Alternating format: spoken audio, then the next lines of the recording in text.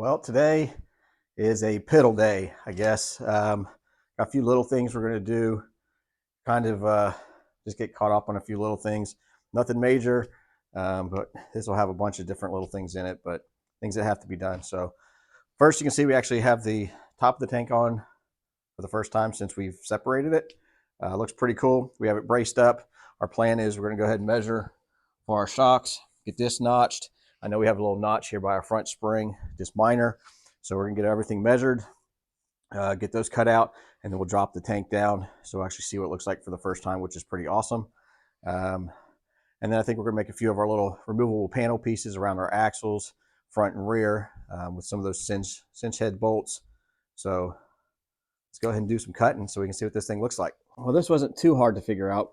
What we did, we kind of measured about 1/4 inch on each side of our shock arm, and then measured from our vertical line or our horizontal line here and up to the top here, and gave it a little bit of slack. What you got here, we're gonna go ahead and cut it out, and then we'll drop the tank down and see what we got. Oh, the spring here is a little bit higher. Gotta measure that. Then we'll cut.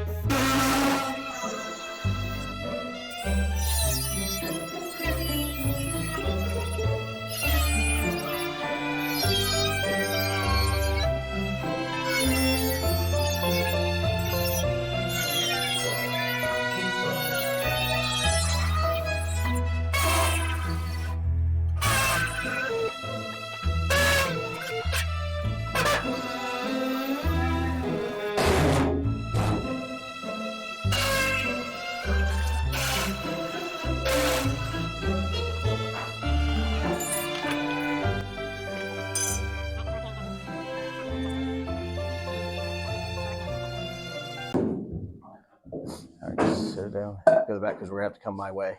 So pick it up and we'll scoot it my way. Pick it up.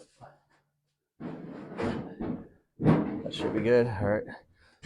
Now adjust it this way by underneath how it lines up. I think that looks pretty good there. Is that lined up pretty good there? Awesome. Thank you. All right, so you can see we got notched around our shocks and our front spring. We'll go back later and just kind of clean up the little edges to make it look pretty, but got plenty of room there for the flex. It looks pretty cool there.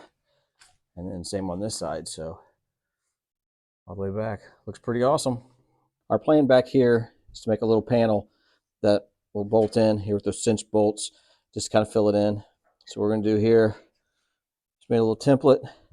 We'll cut this out, and then we got two lines on each side. We'll use the bead roller, and we'll put a little 16th flange through here, kind of a dip down, a step down die. So we'll make 2 of these for each side. Once we get it fitted, we'll drill some holes, put some cinch head bolts in it, and we're golden in the back.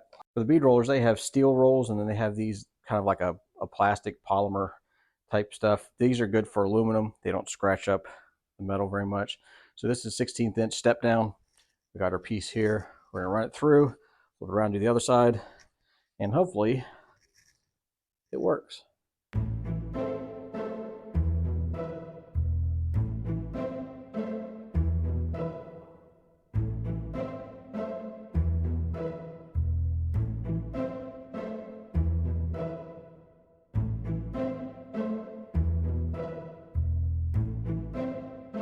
You can kind of see your step down. We can tweak that a little bit.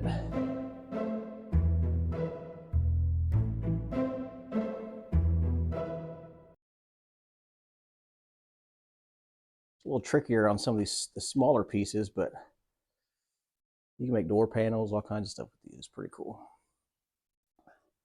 All right, so then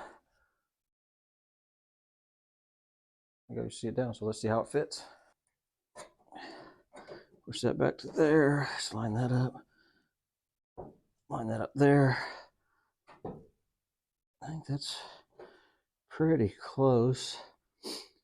Looks like we need a little trimming here and stuff, but we can go and get our holes drilled. And yeah, I think that'll finish that off nicely. Another little handy tool is this little punch set. It's got a bunch of different little dies, everything like that. I got it from Eastwood. Comes in handy quite a bit. You can mount it into your vise, or you can use it as a handheld, anything like that. But comes in handy quite a bit.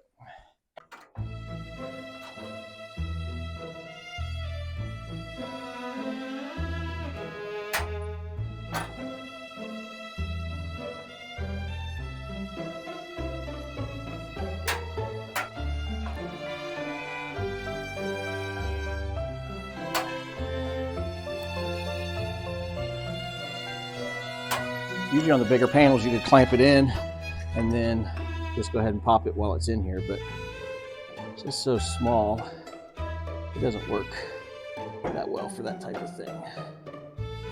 It's good there.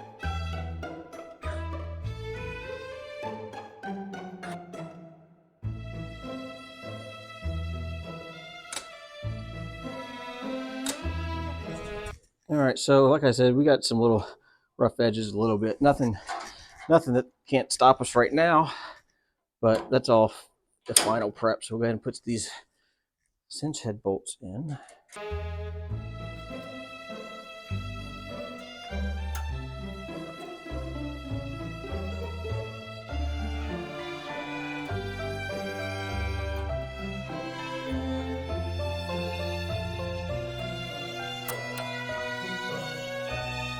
And maybe we can trim this later. Once we get tightened up, we'll see how it sets. But we're end up around all these edges, we're going to have some of that, like the door trim type of thing, clear. You won't be able to see it because the flange on the tank will cover it. But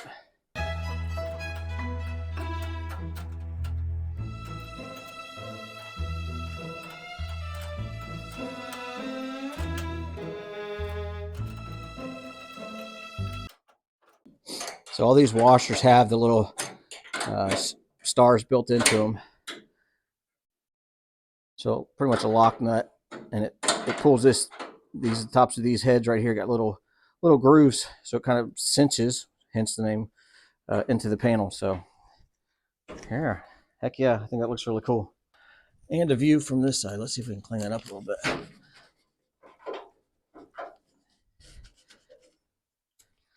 Oh, I think I might have the wrong stuff here. Yep, I need some acetone. Hold on. And then we'll give you a view of this side. There. So yeah, we can, our bottom bolt here is hitting one of our frame bolts here, but barely. So we can trim that off. That's like a 1/4 inch. So that'll push in some. I think once we push that in, it's a little tight here, but once we push this in, we'll have a gap like this, which will be plenty for our trim. So yeah, I like that. So this is our plan for all the removable panels we have. So we'll go ahead and get the one on the other side. And the back of this is cleaned up. Got both of the rear panels bolted in, and I think it looks pretty awesome. So instead of using hex bolts, those cinch heads kind of incorporate a little bit better. If you can kind of see, there's existing some of the weld bolts, so it kind of ties into it a little bit. It's subtle. Most of it will be hidden, but I like it. So the rear part's done. Now we need to figure out probably our front section where the axle's at, right through here. This section through there. Yeah. So maybe. Well, we're going to continue on doing the little odds and ends that we need to do. I know we've made the back little filler in panels, and I guess we need to do some on the front. So we'll knock those out too real quick. I'm getting close to being to a standstill maybe or so. Still looking for my flathead V8 and transmission for this thing. I really don't want to cut out any gussets and make a lot more of the internal skeleton out of the tube for that until I actually have that so I can make the measurements just right. Yeah, I don't know. So maybe if you have any leads on some flatheads, let me know. I found a few. Some of them were junk, and then just not getting much luck on that. So we'll continue to do the little bits and bobs that we can do, and then we could probably maybe work on the brakes. I have all the linkages and all that kind of stuff. We're going to try to keep the original 36 Ford mechanical linkage. We'll see if that kind of works, but I think that would look kind of cool. And yeah, don't know. We do have the wheels, and those need to be sandblasted and powder coated. I did get some of the spun aluminum caps for those that you see a lot out in Bonneville. So we need to figure out how to mount those to those wheels because the hardware was missing. Great. But we'll figure that out. Not a big deal. We did get some gauges. Got some of the aerial bezel, the aircraft type bezels and stuff for them. But again, can't do any of that kind of stuff until we get the other kind of stuff sorted. So, all right, let's continue on with the odds and ends, I guess. So I made another template to fill in our front little gap up here in the front. So we'll do this just like we did the back.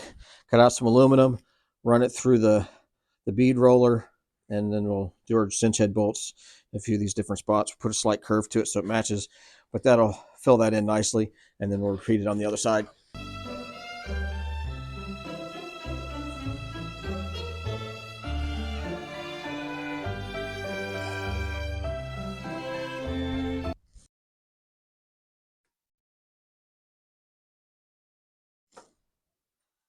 And then, nope, this way. Yep. That would suck, wouldn't it? Run it through the wrong way.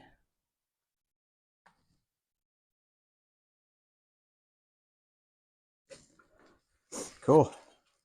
Oh, so we got two of those. Now we just need to make some of our holes.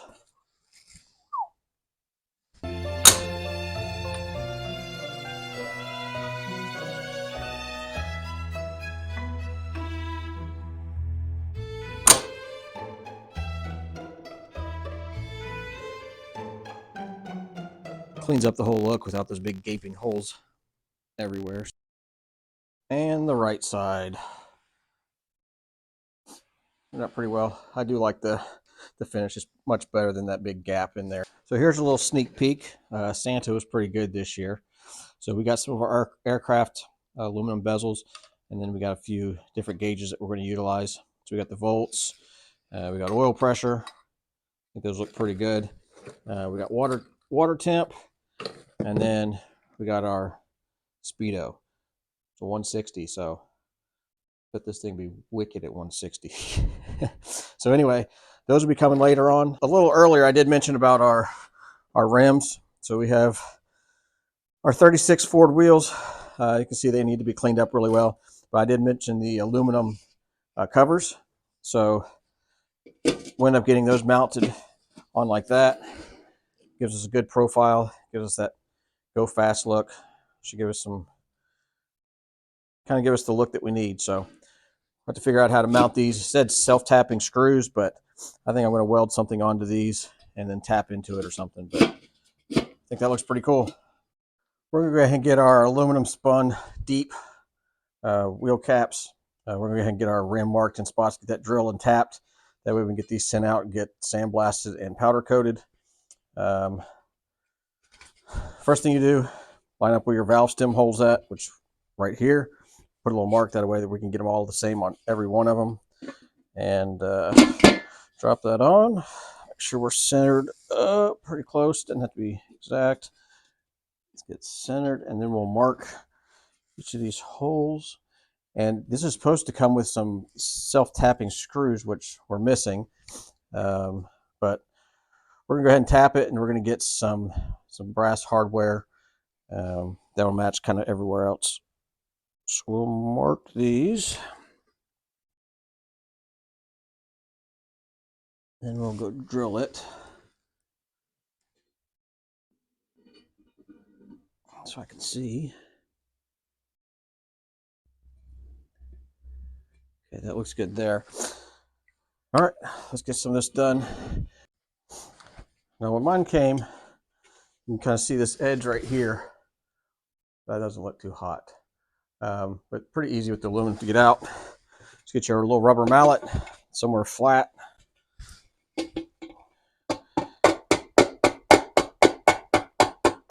Just try not to hit the lip up here.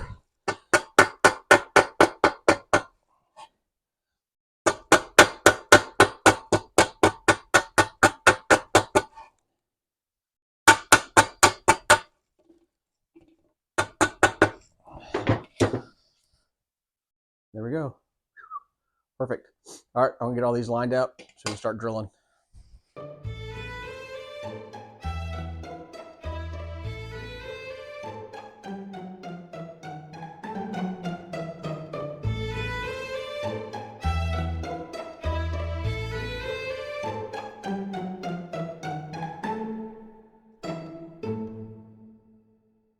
We got all 3 holes drilled in each rim.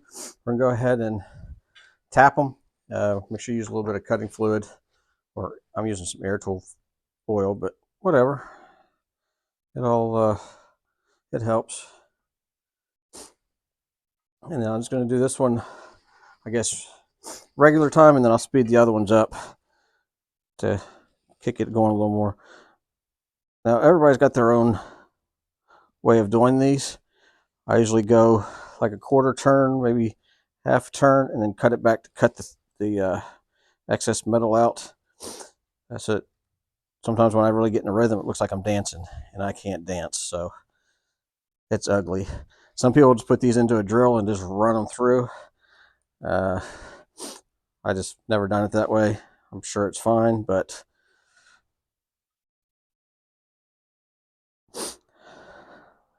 I just remember seeing my dad and my grandpa just kind of doing the little dance, quarter and then off, quarter then off. And you can kind of feel it. It goes through, it gets tight, and then you let it off, and you can feel the little the little pieces of metal are popping back out of it. So we're going to end up putting some brass hardware into this, just like we did with the steering wheel and a few other places like that. The instructions say, well, they said it came with the self-tapping screws, but I didn't like that option anyway. So it also says put some blue thread lock or some silicone on these once you seal them up for the time, just to kind of hold them from vibrating loose, but we'll worry about that on the final assembly. So that's one done.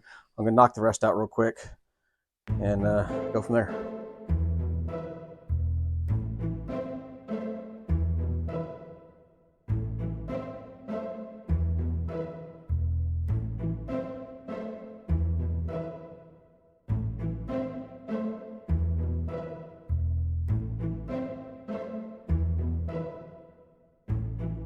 Well, we got everything drilled out and tapped, so I figured I'd show you real quick how this goes together. I just have some miscellaneous hardware that fits. It's too long, but this will give you the idea till our brass type hardware comes in.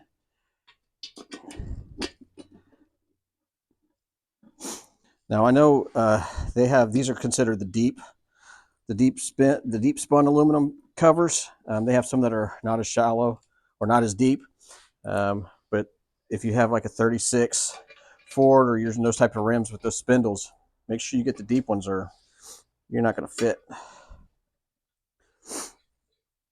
So next step with these wheels is to get them to the sandblaster and the powder coater, and then I need to order some tires, which that's no small chunk of change there. It's going to be probably 1,500 bucks for the tubes and the tires and everything.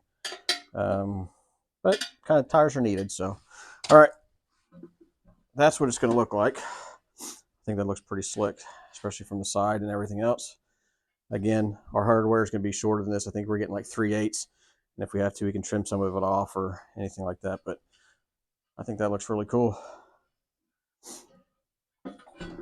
So this video is mostly little odds and ends, things that had to get done, but aren't usually that glamorous. But one step at a time, man. I'll tell you what. I think the next bit that we're going to try to work on is probably the brakes. I think we need to try to go ahead and get that done, because I can work the internal structure with the tube, the little skeleton cage around those types of things, because those kind of have to be fixed since we're using the mechanical linkages and stuff. At least that's the plan for now. It could change. We could go to hydraulic. Yeah, still looking for a motor and trans. That's kind of tying up a lot of this. Another bit that we're going to probably work on, I've kind of tweaked a little bit and tried to play with it, is we're going to have to split the tank in half. Can't do that until I get the motor and trans, everything like that in. It's just, I'm not guessing. It's too much work, and too many things can happen if I'm wrong. So, I mean, even 3-4 inches can make the difference in some leg room, anything like that. So once we do split the tanks, we're going to have the mechanism in the front to tilt the tank up so we can get in and out, especially when we go to shows, things like that. People aren't going to see inside. Same thing with the back. I think we're going to kind of do like a horseshoe that's going to mount to the frame, and this is going to mount to the top of the tank on one of the gussets. So when we lift up, it's going to raise the whole tank off the ground, and then it'll pivot back, so it'll be kind of sitting like this kind of angle so you can see the motor, everything like that. I kind of have an idea of how I'm going to do that. That's all just dependent on the engine and trans. So anyway, thanks for watching. I think that's all going to be all for this video. We'll do the brakes in its own separate type of thing. So any questions, comments, shoot out. Comment, ask me, whatever. And subscribe if you're not subscribed, because I bet you're not, and you're not. You are, but you're not. So appreciate it. See you next time.